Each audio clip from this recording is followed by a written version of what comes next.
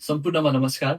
आज हामी एउटा सानो ह्याप्पी मोमेन्ट सेयर गर्न चाहन्छौँ र हामीमा चाहिँ हुनुहुन्छ आज देवलाल गिरीजी, जसको भर्खरै मात्र साउथ कोरियाको भिजा ग्रान्ट भएको छ। बधाई छ तपाईँलाई देवलाल गिरीजी। भर्खरै मात्र मेरो साउथ कोरियाको भिजा ग्रान्ट भएको छ, तर मैले टिकटको अझै कन्फर्म गरेको छैन। होपफुली यो महिनाको इन्डिङतिर सायद। साउथ कोरिया जाने सोच चाहिँ कसरी आयो? सुरुदेखि नै साउथ कोरिया जाने सोच चाहिँ पक्कै पनि थिएन मेरो।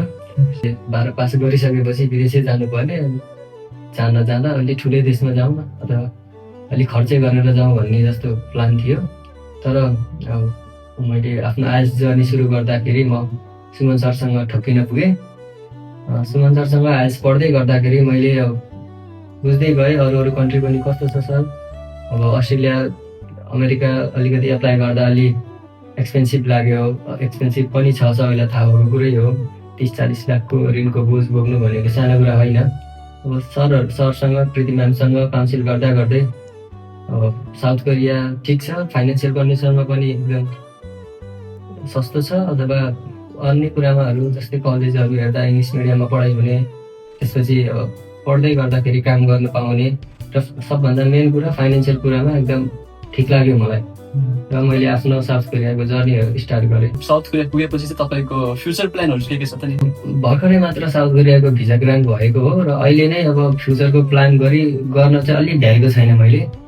अब भर्खरै मैले आफूले चुज गरेको सब्जेक्ट उहाँ गएर पढौँ कस्तो छ, हेरौँ, सब्जेक्टबारे अलिकति जानकारी गरौँ, डिटेलमा बुझौँ, अनि पढ्दै जाँदा यदि अरू सब्जेक्टमा इन्ट्रेस्ट लागेछ भने अरू सब्जेक्ट पनि पढौँ, अथवा अन्य देशहरू जान इन्ट्रेस्ट लागेमा, अथवा नेपालको अहिलेको जस्तो कन्डिसन नभएर नेपाल अझै विकसित भयो, अझै राम्रो भयो भने नेपालै फर्किने सोच पक्कै पनि राख्नेछौँ हामीले। यसले गर्दा चाहिँ अहिलेलाई भर्खरै म फ्युचरको डिसिजन चाहिँ दिन सकिनँ। सो कमिङ ब्याक टु सद्भाव, केही थोरै 2 शब्द भन्न चाहनुहुन्छ सद्भाव इन्टरनेसनल एजुकेसनको बारेमा?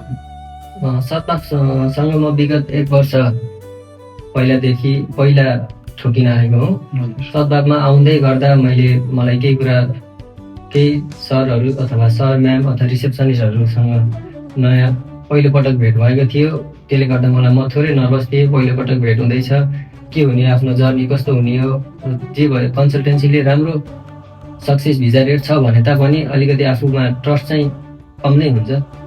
के थाहा पैसा फसि नै हाल्ने पो हो कि काम नहुने हो कि बाहिरको कुरा न हो, अर्को देशमा जाने कुरा न हो। यसले गर्दा चाहिँ म 1 वर्ष पहिला ठोकिन आइपुगेँ। आएर म सुमन सरसँग आइएस पढ्दै गर्दा मैले आफ्नो ह्याप्पी मोमेन्टहरू सेयर गर्न पाएँ। सरहरूले आफ्नो कुराहरू यस्तो छ उस्तो छ भनेर सेयर गर्दै जानुभयो। त्यसले गर्दा मैले होपफुली आइएस चाहिँ राम्ररी पास गरेँ र साउथ कोरियाको प्रोसेस गर्दै जाँदा प्रीति म्यामसँग मैले सहकार्य गरेर काम गरेको थिएँ। प्रीति म्यामको काउन्सिलिङ र मेरो आफ्नो मेहनतले गर्दा आज साउथ कोरियाको भिजा मेरो हातमा आउन सफल भएको छ। सबै सम्पूर्ण सद्भावको टिमलाई म धन्यवाद दिन चाहन्छु यो कुरामा चाहिँ। सो एट द एन्ड अनि हजुरले चाहिँ अब साउथ कोरिया जाने स्टुडेन्टहरूलाई चाहिँ के सल्लाह दिन चाहनुहुन्छ? साउथ कोरिया जाने स्टुडेन्टहरूलाई मेरो सल्लाह के छ भन्दाखेरि, तपाईँहरू फाइनेन्सियल एब्रोड स्टडी गर्न जान चाहनुहुन्छ र घरको आर्थिक अवस्था थोरै कम छ भने तपाईँहरूले पक्कै पनि साउथ कोरिया चुज गर्नु भन्ने मेरो धारणा हो। किनभने साउथ कोरियामा लागत खर्च कम लाग्छ। मेरो आफ्नै विषयमा कुरा गर्दै जाँदा मेरो टोटल लागत अब भिजा ग्रान्ट हातमा आइपुग्यो र उनी बेलासम्म मेरो खर्च भनेको 7 देखि म्याक्सिमम 8 लाख पुग्न गएको छ। यसले गर्दा मेरो आफूमा भार कम भएको छ। यही नै हो।